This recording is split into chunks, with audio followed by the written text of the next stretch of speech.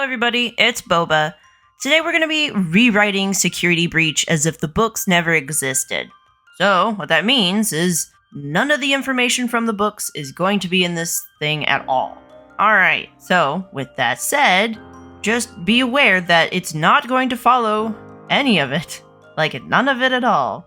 Because nobody is going to sit down and read the books to understand the game unless they're a complete psycho like me. Now, I do want to say I have a plan to either rewrite the DLC when it comes out, or rewrite the entirety of Security Breach from the perspective of the books. That way, they mingle together a lot better. But this is only if the DLC just does not meet my standards. Before we start, please comment, like, and subscribe. It helps our goal of 100 subscribers, and I want you to be a part of that. Leave any ideas for what you want to see next down below. And now let's grab our tea and begin. So one of the most important things, in my opinion, that you need to do is to think about how gameplay works before you write a story. Gameplay is what will actually determine how the story is played out. It's also important to note that scary characters don't need to be written with knives or guns or anything like that. There are plenty of characters that are scary without the need for classic weapons. So, why use a knife when you have a plethora of animatronics in the Pizzaplex? I mean, they're far more dangerous than a knife ever could be. Because of all of this, here's my framework for how I'd set up the game. To start, we need an intro that explains the missing kids, the missing people, who Vanessa is, who and what is going on with Vanny, and why Gregory even cares. Here's how I'd start. Gregory was born to a homeless woman named Grace, who was doing her best to make it through life with him. One evening, the mother came home excited, hugged her son, and told him that soon they'd have enough money for food, better clothes, and more books for him to learn. She shows off her name badge and excitedly explains how she found this job. It didn't require for her to have an identification or background check, which was perfect. A woman named Vanessa had actually helped her get a job as a night shift janitor for the Mega Pizzaplex. Of course, she wouldn't be making much, but it was a good start. Grace also wasn't the only janitor hired in the homeless area. No, Fazbear Entertainment had such a large pizzaplex that they needed people to work through the night shift when the staff bots were out of repair. Some parents had even chosen a decrease in pay in order to bring their children out from the cold when it was their shift. Something just didn't sit entirely well with Grace over this whole idea, so she had Gregory stay in their tent while she went to work. Over a few months, the group of homeless people began to whisper and talk about how some of the people and their kids just weren't coming back from the Pizzaplex. His mother chuckled and rolled her eyes a bit. People came and went often. It really wasn't that uncommon. Though, over some time, her demeanor changed. At one point before bed, she spoke to her son. "Greggy, if something were to happen to me, don't go to the police. They won't help you because we're homeless. We don't exist to them.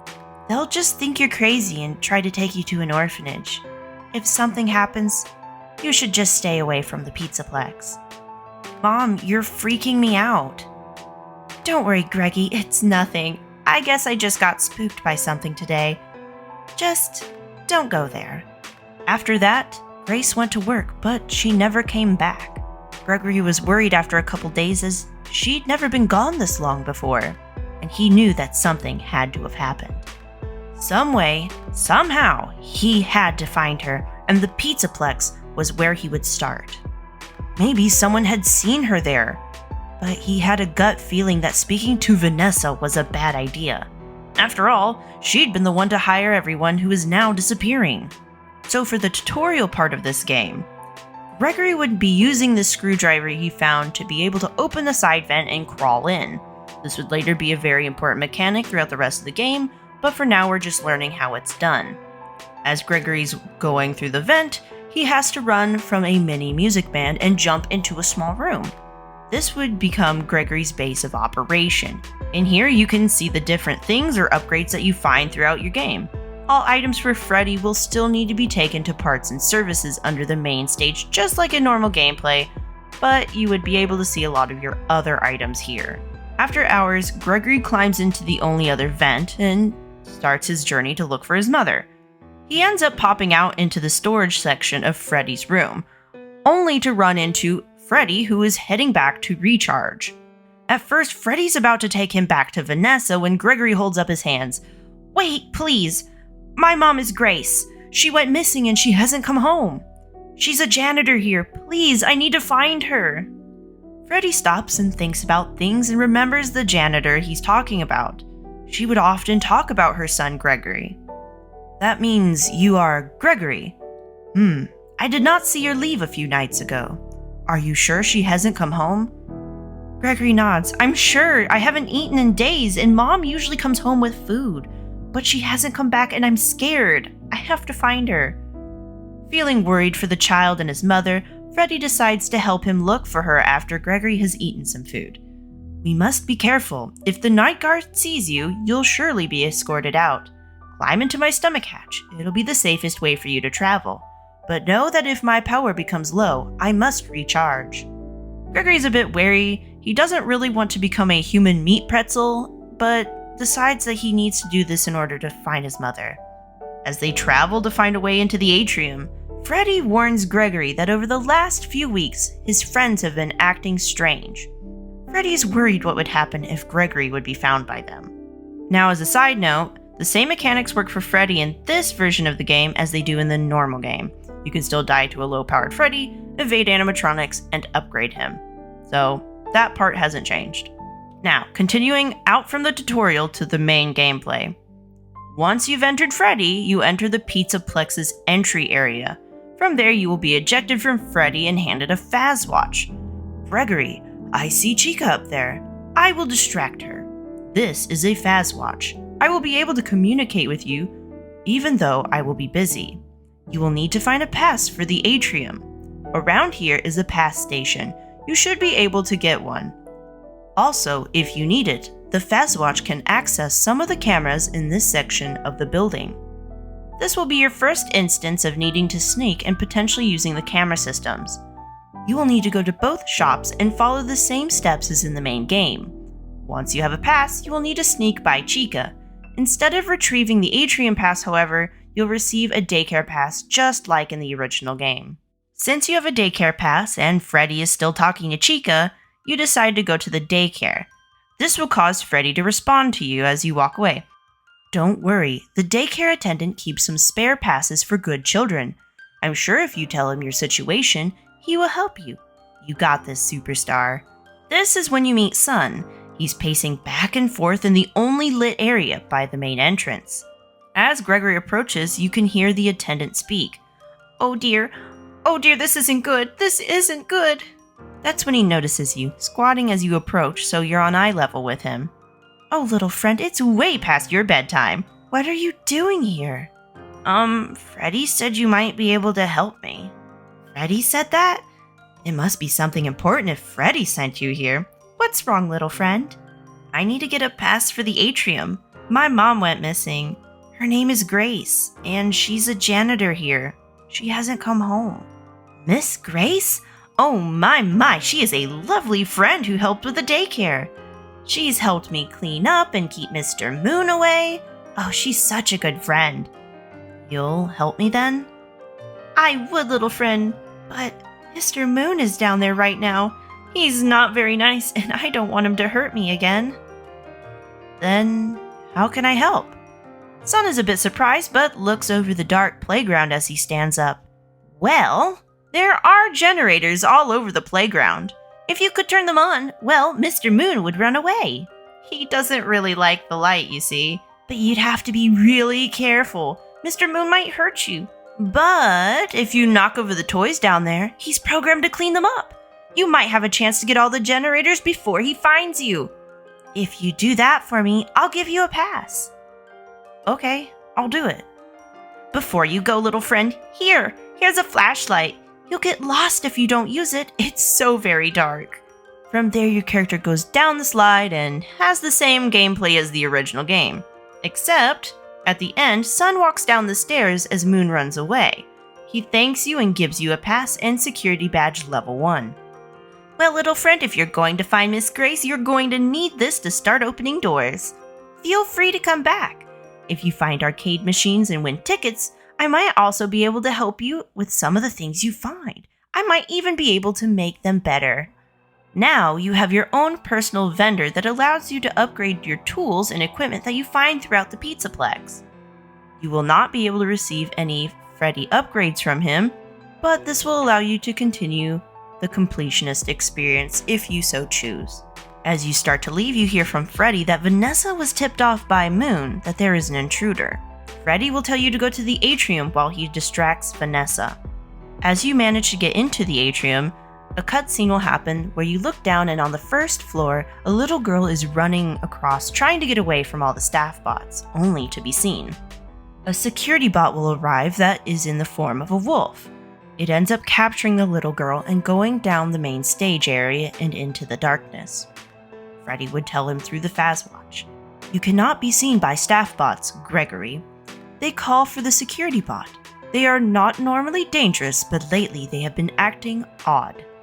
No one knows where they take trespassers anymore." Gameplay-wise, this would help diversify the cast of characters a bit, as well as provide a better challenge. The more often you get caught by a staff bot, the more security bots will spawn. There can be upwards of 3, and they will not lose aggro until you die, enter an elevator, or are inside of Freddy. But you have to be careful, because security bots have a 50-50 chance of pulling you out of Freddy if they see you go in. Because of this, it would be best to reduce staff bots to 2 areas, at least at the beginning of the game: the atrium and the entrance. This allows for more major parts of the game to have their respective animatronics in them. I'll touch into how to make these areas more interesting a bit later.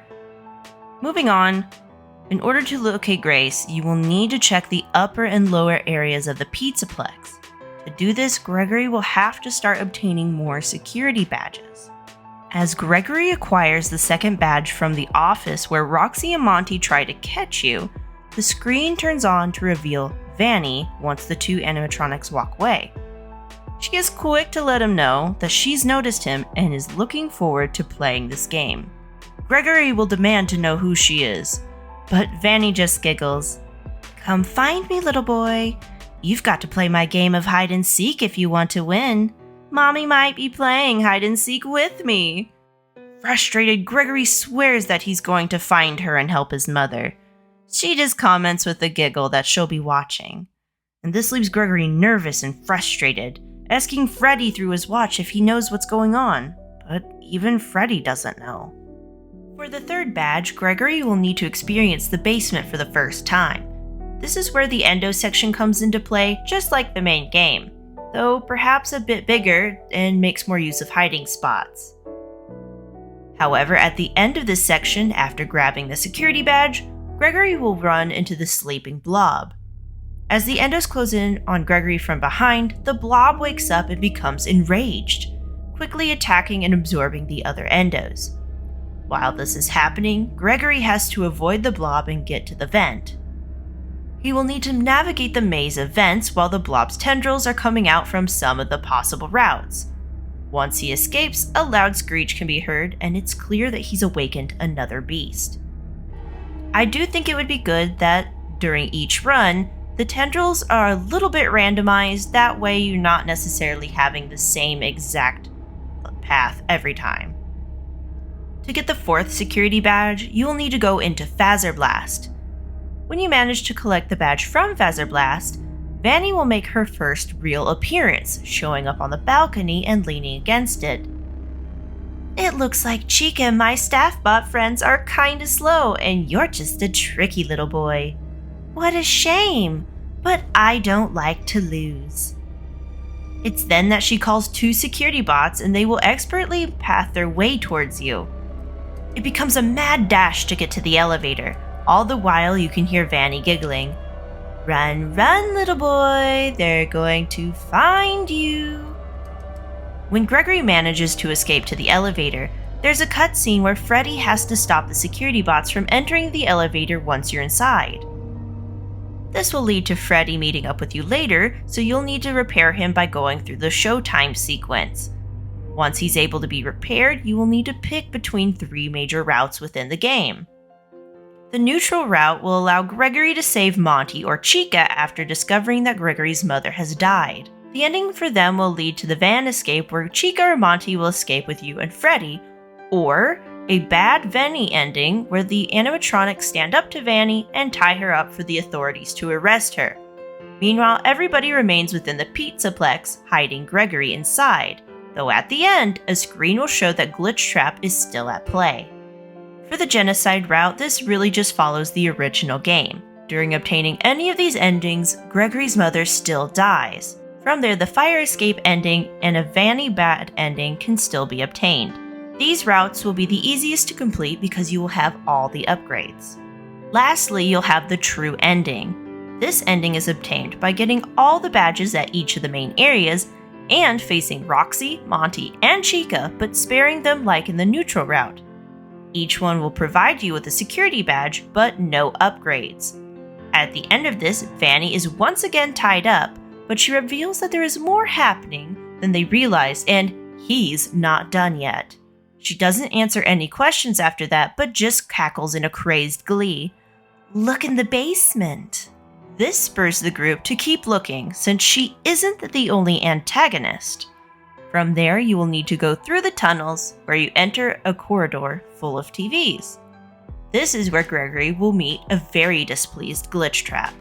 First, Glitch Trap will berate his follower a bit, but eventually show that the security bots have let her go. Of course, soon enough, reinforcements for Glitch Trap arrive and begin to overwhelm the animatronics. Once again, Gregory's on his own, climbing through the vents. There's probably a short segment where Gregory is contemplating this whole situation, breaking down into tears but having to pep himself back up. Everyone still needs him. He returns back to his room. This allows the player to save before beginning the rest of the story. After that, Gregory's back in the vents and eventually stumbles across Vanny talking with Glitch Trap. She's rocking back and forth on her heels, and it's clear she's getting instructions to dismantle the animatronics. Gregory can see them laying there in horrid condition on different screens that display various parts of the Pizzaplex. Glitch Trap is yammering about plans when Vanny changes a screen to reveal the blob who has Gregory's mother in tow. What are you doing, dumb girl? You're supposed to kill the woman, not keep her as a prize. Gregory has been a fun play toy. He keeps wanting to play. So I want to raise the stakes. You're being ridiculous, Vanny. You're pretty boring, Glitchy. It's been really fun learning how to play your game, but playtime just isn't for old geezers like you. Bye-bye. Hope your brains fry. It's there that she uses the controller that she's been using to command the other bots and reveals she's also in control of the blob. The blob ends up destroying the main network, leaving Glitch Trap screaming in agony till the screen turns off. The blob then places Gregory's mother inside of him, holding her in his metal prison. Vanny is humming in glee as all of this happens, since her predecessor is no longer any issue for her. Once all the screens turn off, an animalistic screech can be heard echoing from all around. Vanny is once again the main villain, and now has the blob on her side. From here, Gregory will need to find a way to stop her. He can find his animatronic friends hidden in all the different areas of the Pizzaplex, just as was seen on the screens. In order to repair them, he will need to find hidden collectibles in platforming and puzzle sections. Now, the staff bots will be everywhere at this point, painted as Nightmarion. Meanwhile, the blob will also be patrolling and actively hunting Gregory along with the other security bots. However, it will only be when Gregory plays all the arcade machines and Princess Quest games that Gregory will be able to access the last ending. The animatronics will help set up a trap in the atrium, but it will be up to Gregory to lure Vanny and the blob out. Once Gregory and Vanny meet, he taunts her and she has the blob chase him. The little boy runs to the trap and the blob is temporarily caught by the animatronics. Gregory has to climb up onto it and pull the chip out from the back of its head. The blob has a moment to process and calm down. It ends up putting the other animatronics down and pulls out Gregory's mother, who's mostly unharmed. Then its focus turns to Vanny. The blob is enraged, having hated being under the control of another creature. So it begins to chase after her. Vanny runs into the shadows of the basement, and everyone just assumes she's dead. Because how can you beat that thing? For the ending, Grace and Gregory temporarily live inside the hiding place that was found at the beginning of the game. Grace is actively looking for ways to help her friends have better battery power in order for them all to escape. At the very end of the credits, it's shown that Vanny is hurt, but has ultimately escaped, pulling off her mask to reveal Vanessa.